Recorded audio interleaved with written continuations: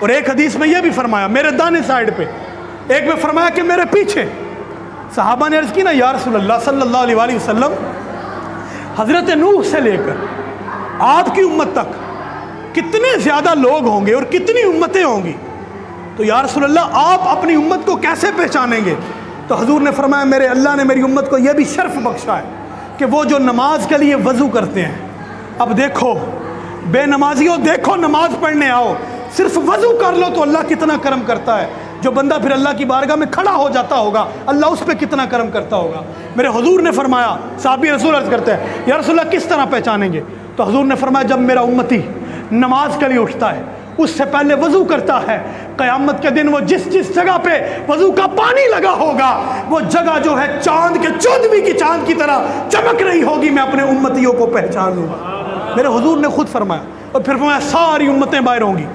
اب آدم سے لے کر دیکھتے جائیں عیسیٰ تک ساری امتیں باہر ہیں، سب سے پہلے جو امت جنت میں جائے گی وہ آقا محمد عربی کی امت ہوگی، وہ حضور کی امت ہوگی۔ پھر حضور نے فرمایا 120 صفیں ہوں گی، 120 صفیں ہوں گی، ساری جتنی کائنات جتنی امتیں آدم سے لے کے حضور تک قیامت تک جتنے لوگ آنے والے، حضور نے فرمایا 120 صفیں ہوں گی۔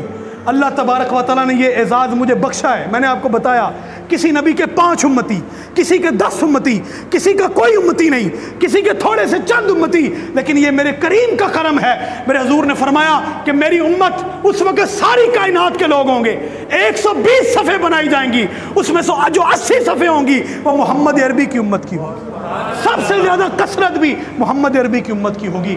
تو دوستو ہمیں یہ چاہیے کہ جب حضور کے سبب سے ہمارے اوپر اتنا کرم کیا گیا ہے تو بدلے میں حضور کے راستے پہ چلے، حضور سے محبت کریں، حضور کی تعلیمات کو عام کریں۔